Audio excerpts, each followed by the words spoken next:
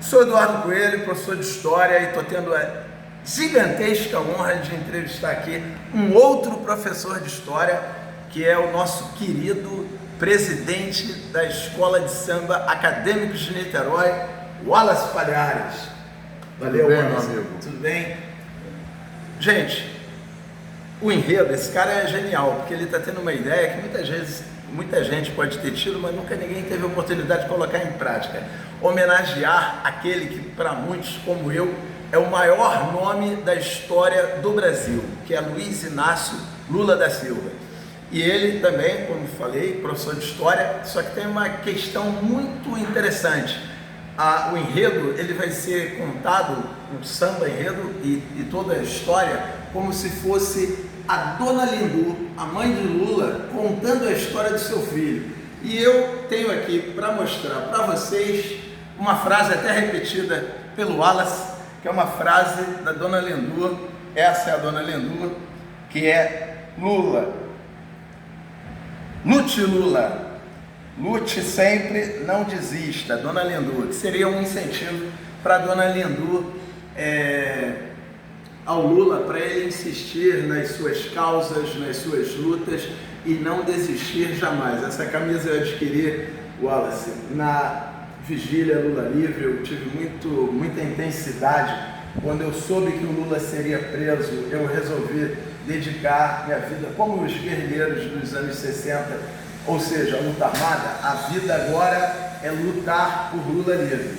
E aí fiquei muito feliz em saber que eu fiz muitas amizades, e uma delas é um amigo que virou um irmão, que é um amigo de muitos anos do Wallace, que é o nosso queridíssimo Fabiano Leitão, o trompetista. Então eu e Fabiano, Wallace, a gente esteve juntos em várias cidades do Brasil, como Curitiba, São Paulo, Brasília, Rio de Janeiro, o Natal de 2018, fazendo companhia ao Lula, o Réveillon, um ano de Lula preso, no enterro do irmão do Lula, o Vavá, estivemos juntos em São Bernardo do Campo.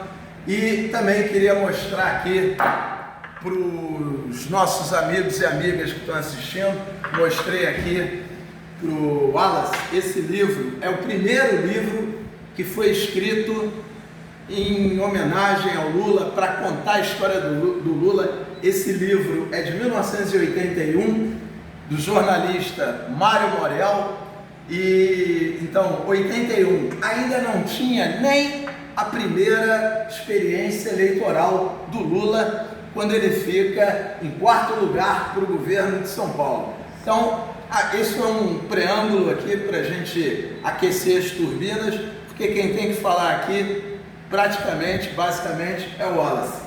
E Wallace, sua família tem uma singularidade com o Lula. Sua família também saiu de Pernambuco e veio morar aqui numa comunidade de Realengo, no Rio de Janeiro.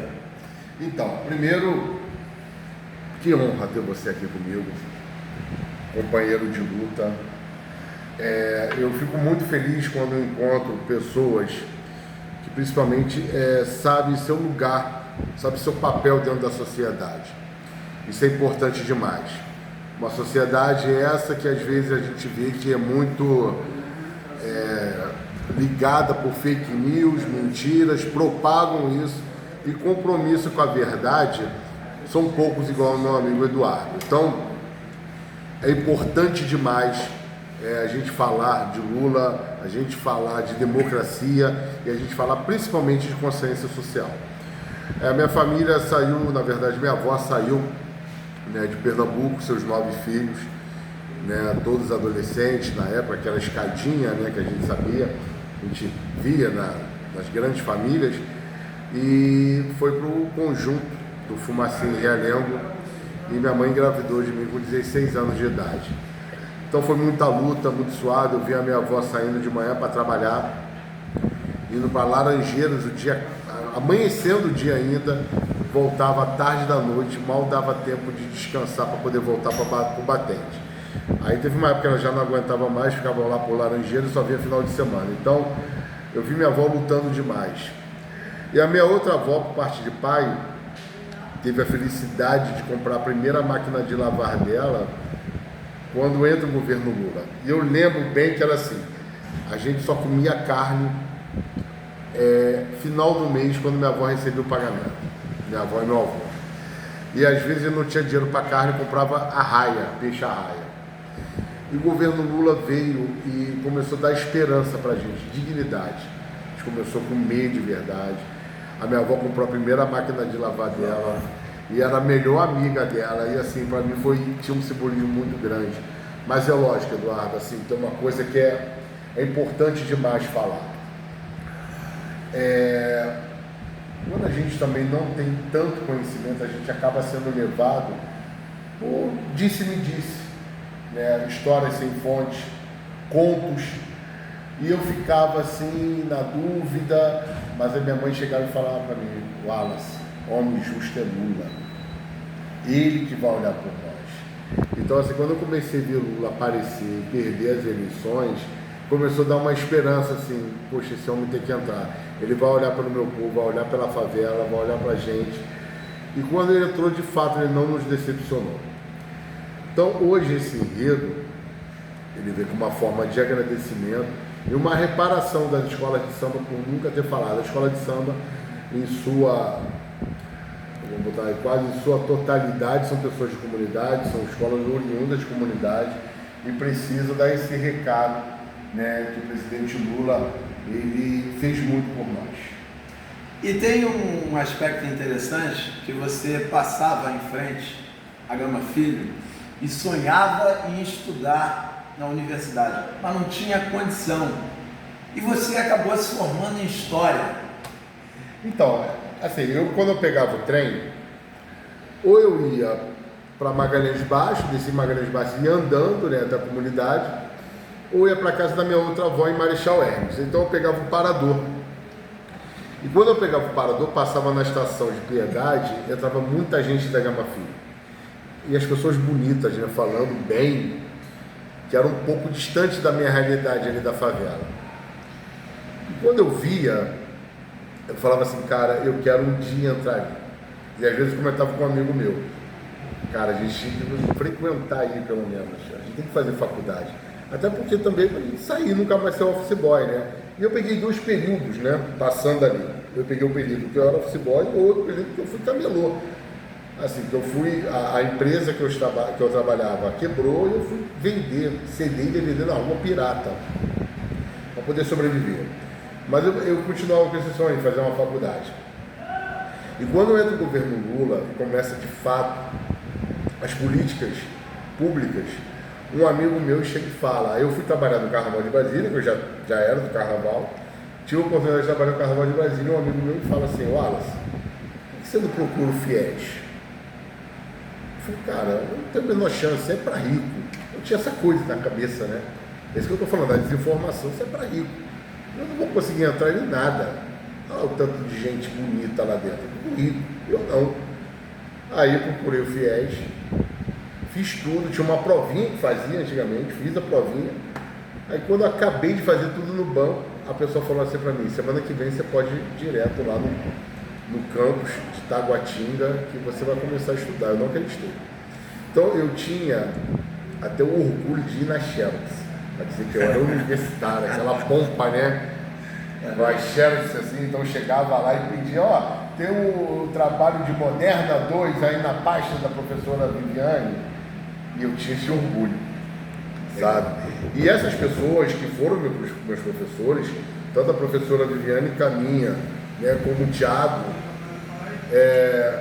essas pessoas que foram meus professores, eu tenho como ídolos até hoje.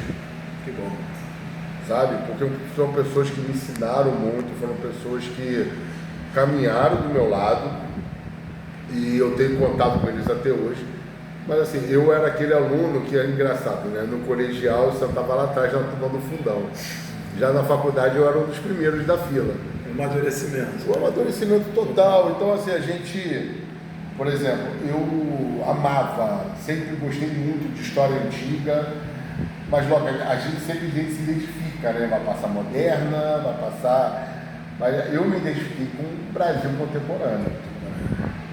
né? Porque você pega o tenentismo, né? Você pega a Era Vargas, Estado Novo, aí você conhece o Plano Collor, começa a ficar próximo. E aí você começa a entender o contexto da atualidade.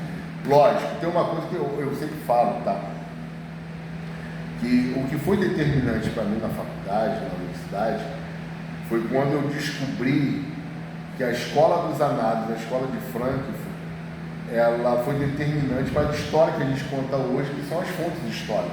A gente se apegar às fontes históricas e não ouvir contos, porque conto por conto, a gente tem Heródoto de Halicarnasso, que era considerado o pai da história, e que na verdade ele contava tudo com a visão, com a paixão dele. Ele falava, ele era grego, para ele falar do Egito, ele falava cheio de paixões, lotado de paixões. Era a mesma coisa se eu fosse hoje falar do Flamengo daqui a 50 anos, eu ia falar que só vitória, não ia falar da Aerobina, né? Então, quando eu começo a conhecer a história de fato, e quando eu conheço a figura de João Goulart, cada vez mais eu pensava assim, Lula é um vencedor. Muito. Porque assim, João Goulart, ele sai lá de São Borja, uma família abastada, né? Então, tudo mais. Aí que você vai vendo o presidente Lula que sai lá do Agreste, da seca, né? A mãe perdendo o filho, e ele vence tudo isso e hoje é o homem mais importante do país. Aí você vê que realmente esse homem vitorioso é o maior estadista desse planeta. Sim. É que muita gente é o maior estadista do Brasil, não. Não. O maior estadista desse planeta, sem sombra de dúvida. Então é importante a gente conhecer toda a história que levou, trouxe a gente até aqui, principalmente as covardias, tudo que aconteceu em diversos períodos, né? Eu sempre faço um destaque do Plano Collor, e o Plano Collor ele é mais vivo do que nunca. Ah, ameaça comunista. Que ameaça comunista? Sabe? Então, Lula, de fato, ele é o maior estadista desse planeta.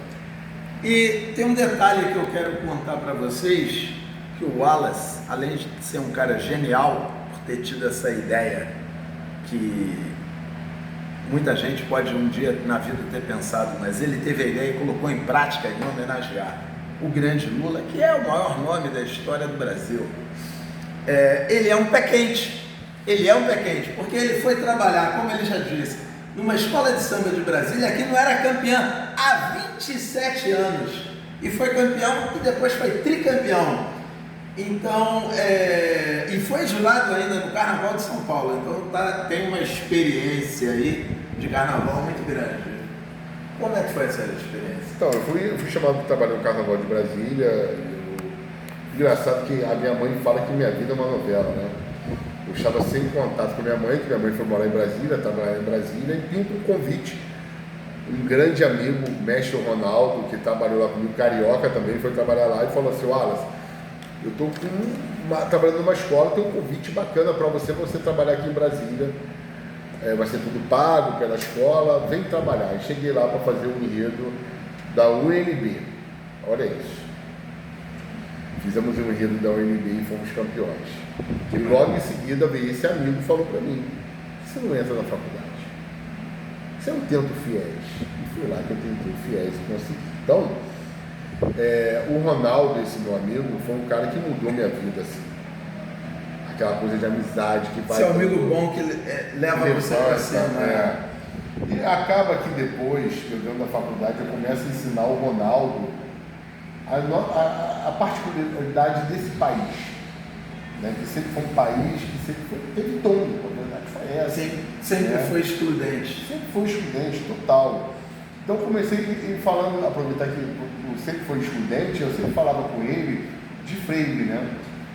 De Freire que lançou a famosa frase, né? Você tem dois tipos de política, né? Uma de inclusão e outra totalmente excludente. Você não tem meio termo, tipo de educação, na verdade. E eu comecei a ensinar essas coisas aí. Então, eu fui trabalhar em Brasília, 3 anos de campeonato, primeiro enredo da UNB, o segundo enredo do Clube do Choro, falando da história do Chorinho, que Brasília se tornou a capital do choro. E o último, eu pedi para que eu desenvolvesse um enredo, que foi Tenda dos Milagres, falando de uma obra de Jorge Amado, falando de Pedro Arcanjo, que era a figura principal que era um líder da sua comunidade ali do Pelourinho, né? Então tinha tudo a ver com a religião de matriz africana, da liderança dos pretos do Pelourinho, e foi um enredo que, assim, foi o que eu mais gostei, tá? Primeiro que coroou, né, o tricampeonato, mas tinha tudo que o brasileiro carrega, né? A coisa da ancestralidade, da religião, enfim. Então, fomos tricampeões. Aí acaba o Carnaval de Brasília, nesse período também fui jurado do Carnaval de São Paulo, né? Cheguei a ajudar a coordenar o quesito, né, conhecimento todo que eu tinha no Rio de Janeiro, a moldar o regulamento de lá do Carnaval de São Paulo. Lógico, a gente quando molda o regulamento, molda o estilo de julgamento, a gente está primando ali pelo crescimento do Carnaval. A gente vai bater nos erros para que esses erros não aconteçam mais e o Carnaval evolui. Então era essa a nossa proposta no Carnaval de São Paulo. E aconteceu muito bem. Só que nesse período também eu fui em Vitória, eu fui em Manaus, na Vitória Região, perdão, na Reino Unido da Liberdade. Então eu rodei muito, né, esse país trabalhando com Carnaval. Aí quando voltei para o Rio de Janeiro, eu assumo o Acadêmico do Cicero, né, eu era diretor de Carnaval, o cargo entra em vacância, não queria ser presidente nunca na minha vida. Virei presidente, depois passo a ser presidente da Liga, e quando eu volto, né, para a escola já está, depois da fusão com o nome de Niterói, mais solidificada, né, com todo o apoio da Prefeitura de Niterói. E meu primeiro ano já fui campeão. E eu tinha pavor de querer ser campeão logo no primeiro ano. Cara, acabei de sair da Liga. Mas assim, não sei por sorte, né, ou por trabalho também, lógico, não posso despertar o trabalho de toda uma equipe, todas as escolas erraram nas 2 noites. Caiu no colo da Niterói. E assim, eu não acreditava nunca que seria campeão. E a escola foi campeã, hoje estamos aqui no especial. E com esse enredo maravilhoso, né? E ó, quero aproveitar, eu aqui, você pode ver, estou com a camisa da Acadêmicos de Niterói, estou ensaiando bonitinho, não falta um ensaio, vou sair na ala dos lavradores, estou tendo um contato fantástico com a Patrícia, com a Cláudia Simas, com a Camila Moreno e com o fantástico Vinícius Rodrigues, né, que é o diretor artístico. Você está de parabéns. Você tem um cracaço que é o Emerson Dias, que é o intérprete brilhante, uma simpatia, vai sair maior do que entrou nesse carnaval. E uma coisa para você que está aí apaixonado pela Acadêmicos de Niterói, você que é lulista, petista, de esquerda, nacionalista, está empolgado, que ajudou a ter 150k no Instagram, e vamos chegar a 200, hein? Você fica tranquilo, fica mais animado, que agora ele vai falar pra gente o seguinte, que o Wallace, ele acredita que após esse enredo do Lula, nos próximos anos, ainda é preciso fazer mais enredos abordando o tema dos trabalhadores. Verdade, eu acho que Lula foi, eu tenho certeza, Lula foi o primeiro passo para poder mexer essa água parada. Eu quero que as pessoas entendam também que, como hoje tem um ditado mais moderno, né, até um pouco americanizado, eu não estou colocando esse enredo para surfar no hype. Eu estou colocando esse enredo para as pessoas saberem de fato quem é Lula, quem foi o Lindu. E assim, mexendo nesse enredo eu descobri uma coisa importantíssima que as pessoas precisam saber. Todos os programas sociais do governo Lula têm a mulher à sua frente. Por exemplo, quando o casal vai receber o Bolsa Família, está no nome da esposa. O crédito rural é sempre também no nome da esposa. Minha Casa Minha Vida é no nome da esposa.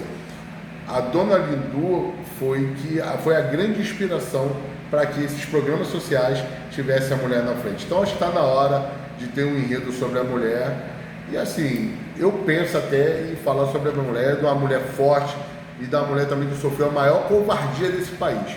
Mas calma que é uma ideia ainda que está verde, pode amadurecer, mas a gente não pode fugir à luta. Isso aí. E eu acho assim uma coisa incrível, um presidente de escola de samba que fala sobre a Operação Brother Sam.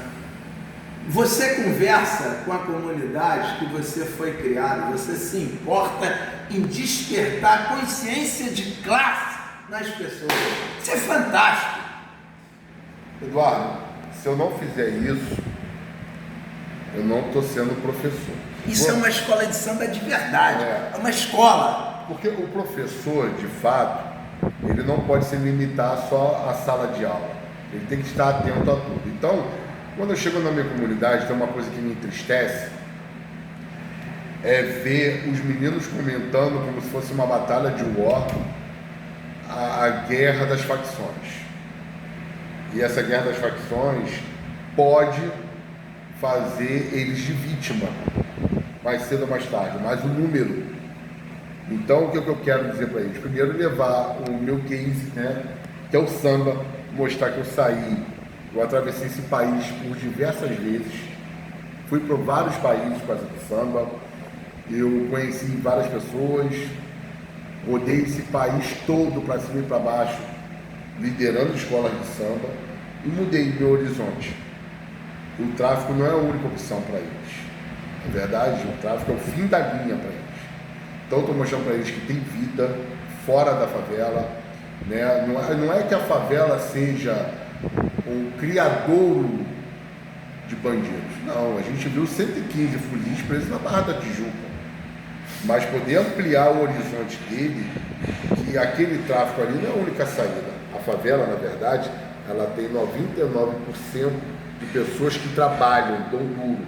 A parcela é mínima, só que essa parcela mínima consegue contaminar esses meninos, porque eles veem tênis caro, perfumes, roupas caras, e eles acabam se espelhando naqueles caras. Então eu quero mostrar para eles que tem vida lá fora, sabe? Tem toda uma vida. Então o que eu quero é mostrar assim, por exemplo, você sabia que teve a Operação Travessão? Que ela foi um divisor de águas ali na nossa democracia? Eu começo a falar. Só que eu faço um paralelo, Eduardo, com o tráfico local. A favela daqui vai invadir daqui, é a mesma coisa no país que acontece. E eles ficam assim encantados. Porque se você também levar a história de forma maçante, é mais um professor que está falando. Tem uma série, né, Cidade dos Homens, em Quacerói e o Laranjeira faz justamente esse paralelo. Sim. Ele começa, morro tal, e ele começa a falar, entender a história. O que a gente entende, Eduardo? Que nós não somos depósitos de ideias. A gente precisa compreender a história. Quando a gente compreende, a gente não esquece. A gente não pode fazer o aluno depósito de ideias. Então, esse é o grande cerne da questão. Você tem uma frase que eu acho fantástica e fecho geral com ela, e já está virando aí uma frase emblemática. A arte não é para os covardes. Então, essa frase, quando eu falei a primeira vez, quando a gente começa a ler muito, a gente pode até não lembrar de onde saiu a frase, mas a gente acha que saiu de alguma coisa, de algum livro, algum verbete, enfim. E depois eu fui pesquisar, de tanto que eu falei, na época do Crivella, né, prefeito Crivella, eu comecei a pesquisar direto, tanto na inteligência artificial, agora, por tempo, né, como no Google, enfim. E toda vez que eu coloquei, dava lá meu nome, Wallace Palhares. A arte é o Wallace Palhares. É porque eu já falo desde 2018, né? E acabou que eu acabei tatuando. Falei, agora essa frase vai ser a frase que eu vou carregar o resto da vida. Porque a tatuagem a gente vai carregar pro resto da vida, né? Dá um look. Acaba que a gente carrega pelo resto da vida. Então, de fato, a arte não é para os covardes. Porque assim, teve tanta gente, tantos anos, tantos enredos para falar do presidente Lula, ninguém teve o peito. Por isso que você é muito digno de elogios e de parabéns. E tem uma coisa assim que o pessoal tem falado um pouco, mas eu acho interessante, você conta pra gente um pouco como é que foi a tua experiência como presidente da Liga de Acesso. Foi uma loucura, foi uma roda gigante, porque assim, a montanha-russa, nem roda gigante, uma montanha-russa. Porque a Liga, você tem que defender interesses ali, eu já cheguei ao topo de 16 escolas. Vai ter coisas que você não concorda, mas você como líder, você tem que colocar aquela proposta embaixo do braço e seguir a luta, porque você está defendendo o interesse ali 16 agremiações, né? De eu, às vezes, sentar com pessoas que eu tenho asco politicamente, mas eu tenho que sentar e conversar numa boa, porque era meu trabalho, né? E assim, tudo uma dificuldade, com a série ouro, com a série prata e bronze, é uma dificuldade enorme para fazer carnaval. Então, assim, recebe o dinheiro muito tarde, não tem barracão. Agora que está saindo da cidade de Samba hoje, que foi uma briga minha lá atrás, a primeira reunião da cidade de Samba hoje foi comigo. Então, tudo é luta pro acesso, não é pouca luta, não, é muita luta. Então foi difícil demais, mas assim, me deu um aprendizado gigante, eu saí de lá enorme. E assim, lógico, a gente pensa em nunca mais nem voltar, né? Falando bem sério aqui, que é cansativo. Acho não, o cansaço mental é o pior cansaço que existe. E pegando um gancho nessa intenção de não retroceder, é importante os apoios. E vocês da Acadêmicos de Niterói têm recebido um bom apoio da Prefeitura de Niterói, do nosso prefeito Rodrigo Neves, que vai aqui, os parabéns, um abraço para ele. Fala um pouco como é que está essa relação. Existe a possibilidade até da conquista de uma sede? Eu converso muito com ele, porque assim, acho que é até mais importante às vezes que o apoio financeiro é o apoio institucional para uma quadra e ter o nosso espaço próprio. E o governo, o prefeito entende que quando ele ajuda a escola, entende que a gente está levando o nome da cidade para o país e para o mundo inteiro. Sim. Então é natural, por exemplo, tem enredos que falam de cidades, como eu falei ano passado de Maracanaú, e Maracanaú também nos ajudou. Então, é importante que tenha essa consciência, né? Está levando o nome da cidade, então nós vamos apoiar para poder cada vez mais ter um carnaval digno e faça um carnaval maravilhoso. Então, é assim que o prefeito Rodrigo Neves entende. E assim, a cidade de Niterói é uma cidade limpa. Sim. É difícil de achar uma cidade tão organizada, tão bem cuidada, preocupada também com a segurança, que não é da área dele, né? No tange, a prefeitura não é de responsabilidade da prefeitura, mas a gente entende que o Rodrigo Neves tem um compromisso gigante, né, também com a segurança pública. Então, o que a gente tem a fazer? É bater palma com o prefeito, que, assim, é até independente, tá? Por exemplo, eu elogio muito o prefeito que é do PL, mas é lá de Cabo Frio. Mas você está fazendo um trabalho em que ele enxerga a comunidade, enxerga os mais necessitados, está levando asfalto, está levando iluminação, essa é a obrigação do prefeito, né? De certa forma, está mexendo um pouco com a segurança pública. Ok. Né? Eu acho que o nosso dever como cidadão é cobrar da pessoa que está no poder, mas assim, é lógico, o Rodrigo Neves é o cara que assim, eu admiro demais, e assim, esse apoio da Prefeitura de Niterói para as escolas de samba, que fomenta cultura, que é importante frisar, cultura também educa. É importante que o prefeito tenha esse reconhecimento. Sim. Então, falei aqui, e eu queria que você falasse para a gente, vocês estão com uma perspectiva de cerca de 2.800 pessoas, estou sabendo que tem uma fila de espera aí de cerca de 500, e você tem dito que a ideia é fazer um desfile grandioso. Eduardo, vou falar uma coisa para você do fundo do meu coração. Eu já deixei de me preocupar com o resultado. A gente vai deixar o nome na história. Nosso nome vai ficar na história. Primeiro pelo enredo e segundo pela catarse que aquela avenida vai acontecer.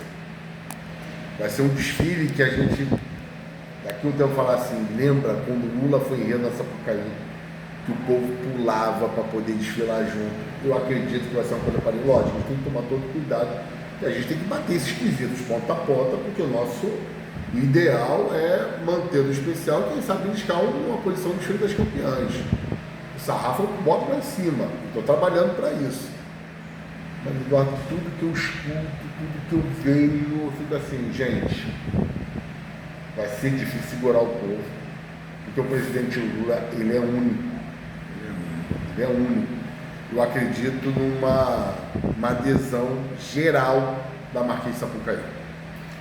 E agora fazer uma homenagem merecida, uma referência, mexer com o coração dele, com a memória, professor, escola e samba, cultura, tem que falar com memória, tem que trabalhar a memória. E eu sei que a sua grande referência do carnaval é o gigantesco Laíla. Laíla e também o do espaço ao Neguinho da Beija-Flor. Dois monstros. Assim, o Laíla foi aquele cara que puxou a orelha e falou: você tem que vir para essa liderança aqui. Ele brigava comigo. Mas quando ele acabava de brigar, eu já saía rindo. Assim, tomar um esporro do mestre, trabalhando com o cara, que bom, né? E assim, eu estava certo nisso. Quantos amigos pararam no meio do caminho e falaram que o Laíla era nosso? É porque o Laíla enxergava que muita gente estava ali para brincar o carnaval e não tinha compromisso. Então ele era meio carrancudo. E hoje eu entendo ele perfeitamente. Perfeito. Desculpa. Eu acho que... Gente, desculpa. Então, assim, eu acredito demais que Laíla foi importante demais, não só para mim, como para todo o carnaval. Se hoje o carnaval é essa potência, teve dedo do Laíla.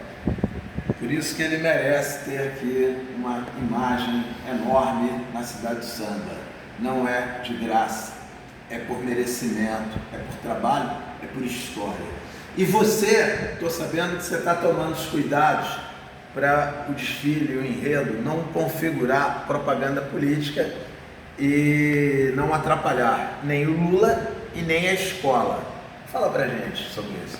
É importante demais, acho que desde a primeira letra que ela foi pro texto da sinopse, a gente se preocupou com tudo. Elaboração de fantasia, para que não configurasse uma campanha, até porque campanha é muito pouco, é muito assim, irrisório para uma homenagem tão grande. A história dele é muito bonita para a gente querer fazer uma campanha. Então a campanha está fora dos nossos planos, não tem nada a ver. A homenagem dele é gigante, a história dele é gigante. Sabe, a Dona Lindu cantando, eu vou ser bem sincero, eu escuto esse samba, sei lá quantas vezes por dia, até porque é o meu trabalho. Mas quando chega a parte, fui atrás do amor e do meu sonho, peguei meus meninos pelos braços, não tem como não se emocionar. Eu fui o primeiro a ouvir esse samba pronto. Até hoje, eu me emociono. Não tem como não se emocionar. Pela história de vida, eu lembro logo da minha avó, sabe? Eu lembro da minha família. Como é que a gente não tem essa sensibilidade? Para fechar, os ensaios na Avenida Amaral Peixoto foram muito bons, com grande participação do povo de Niterói. Eu estava ali, eu sentia uma energia, a garra dos componentes, uma maravilha. Mas o primeiro ensaio técnico na Sapucaí foi um arraso. E uma coisa de louco, e teve até jornalista da crítica especializada dizendo que Acadêmicos de Niterói desfilou feito uma escola veterana. Como você falou, tinha gente na torcida enlouquecida, com camisa de Portela, de Mangueira, de Salgueiro, todo mundo fazendo L, todo mundo cantando samba. Isso vai pegar fogo na avenida. É a nossa intenção, né? É a nossa intenção. Agora você imagina, Eduardo, se a gente fecha o carnaval, o público pulando a pista atrás da gente. Imagina. Então assim, eu já estou satisfeito. Furamos a bolha do carnaval. Esse samba está sendo tocado pelo país inteiro. Aonde eu vou para trabalhar, né, para buscar apoio para a escola, seja qual estado, o pessoal está com o samba na ponta da língua. Então assim, já é muito satisfatório esse resultado. Então, para terminar, daqui agradecer imensamente você demais. E vamos aqui registrar a responsável por tudo isso, que é essa incrível figura, Dona Lindu, a mãe de Lula, que desde sempre incentivou o nosso Lula a nunca desistir. Então, Acadêmicos de Niterói está de parabéns, o povo de Niterói está de parabéns. Wallace, você é um cara incrível, está super de parabéns. Mais uma vez, parabéns. E é esse aqui, é o nosso Lula querido, que é o presidente do Brasil e o maior nome da história do Brasil. Vai passar nessa avenida um samba popular.